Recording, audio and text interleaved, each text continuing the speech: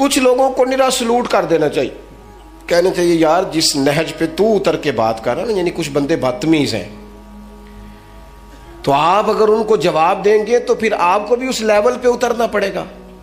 لہٰذا ایسے لوگوں کا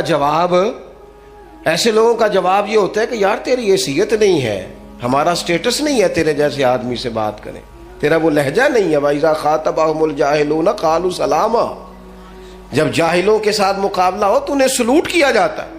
ہم یہ کرتے ہیں کہ ہم ہر شخص کی سطح پر اتر کر اس سے کلام کرتے ہیں. میرے عزیز بھائیو، آپ اتنی بڑی تعداد میں ہیں، آج اپنے دل کے اندر یہ تہیہ کر کے جانا کہ ہم نے بردباری، حضرت بلال حبشی رضی اللہ تعالیٰ عنہ کے ذمہ تھا نبی پاک علیہ السلام کے مہمانوں کی دیکھ بھال. اور یہ دیکھیں کتنی بڑی سعادت ہے، حضور نے سارے معاملات کی کنجیاں ہی سیدنا بلال حبشی کو عطا فرمائی تھی رضی اللہ تعالیٰ. حضرت بلال کو پتا تھا پیسہ کہاں سے آنا ہے، کہاں لگانا ہے، کیا کرنا ہے. مہمان آتے تھے تو آپ کو پتہ ہے حضور کا فقر مبارک اختیاری ہے، پسند ہے نبی پاک کی. ایک یہودی تھا، بلکہ یہودیوں کا عالم تھا، اس نے ایک دن حضرت بلال حبشی سے کہا کہ مجھے پتہ چلا ہے کہ آپ حضور کے مہمانوں کے لیے سارے بندوبست کرتے ہیں اور بعض اوقات آپ قرض بھی لیتے ہیں، تو میرے پاس کچھ اضافی پیسے پڑے ہوتے ہیں، مجھ سے قرضہ لے لینا. حضرت بلال نے کہا ٹھیک ہے، قرضہ اس سے لے لیا. ایک مقررہ میعاد، ایک وعدہ اس کے ساتھ طے ہو گیا. سیدنا بلال حبشی رضی اللہ تعالیٰ عنہ نے وہ پیسے لا کے مہمانوں پر خرچ کر دیے.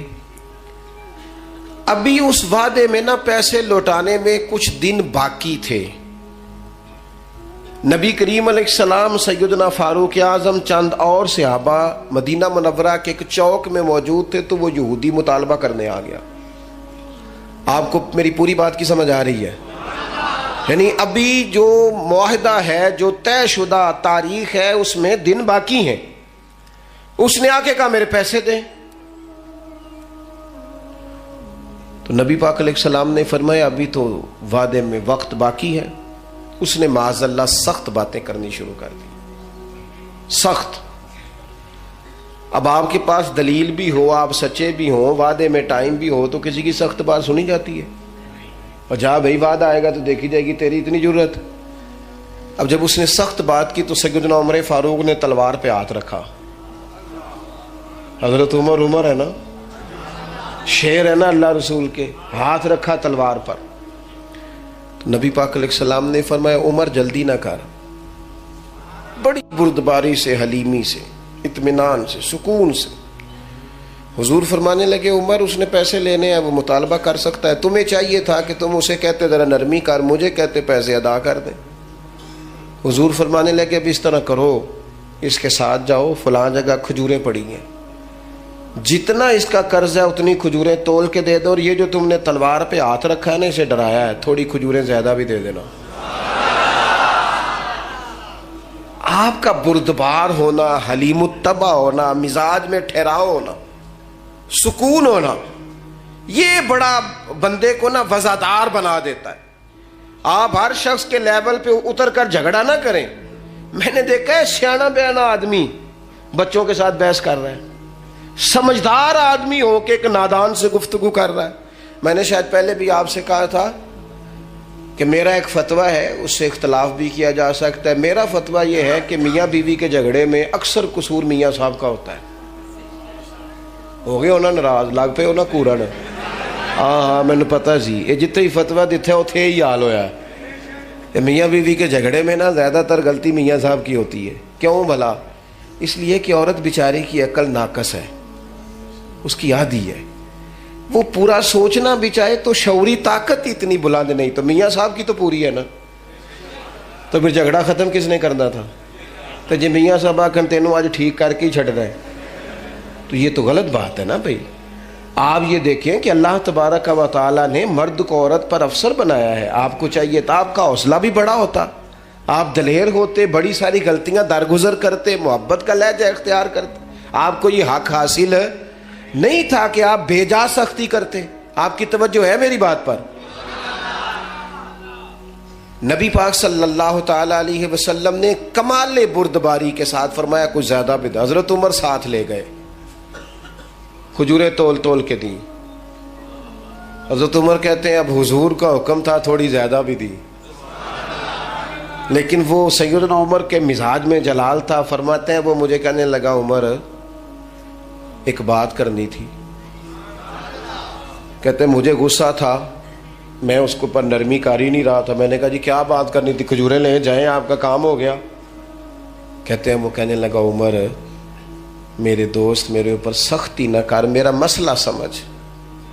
मैंने कहा वो क्या? कहने लगा मैं यहूदियों का आलिम हूँ, तौरात जानता हूँ।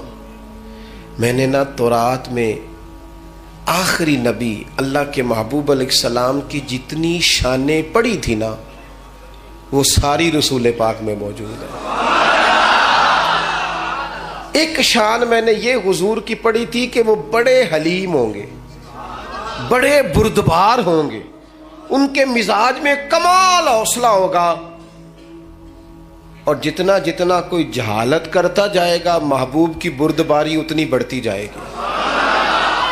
उमर मैंने जानबूझ के कर्जा दिया था, बाकी सारी शानें देख ली थी, ये मैं देखना चाहता था। मैंने कर्जा भी जानबूझ के दिया, वक्त से पहले भी जानबूझ के आया, सख्त बातें भी माज़अल्लाह की, लेकिन जब रसूल पाक सल्लल्लाहु अलैहि वसल्लम की बुर्दबारी, हौसला और वफादारी देखी तो उमर अब तू मेहरबानी करना, मुझे ले चलना, ले चलना, मुझे नबी पाक से माफी भी लेके दे दे और रसूल पाक का कलमा भी पढ़वा दे।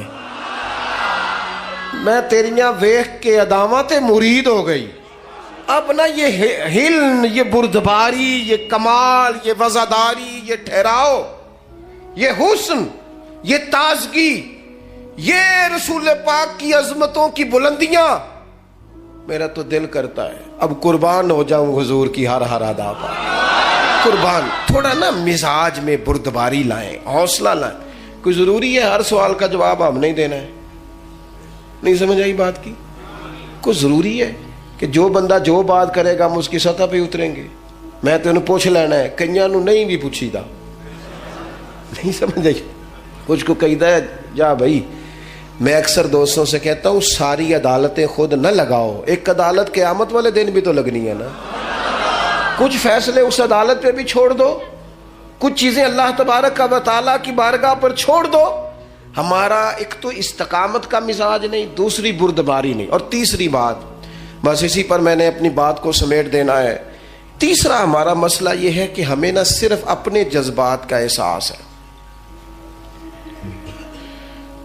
अल्लाह करे इतना बड़ा और इतना खूबसूरत इज्तिमा है, आज मैं अपनी और आपकी कुछ तरबियत कर पाऊं। खुद गर्ज होते हैं वो लोग जो सिर्फ अपने बारे में सोचते हैं, खुद गर्ज होते हैं जो किसी के जज्बात का एहसास नहीं करते। मोमिन की शान ये है कि वो दूसरों के एहसासात का, जज्बात का ख्याल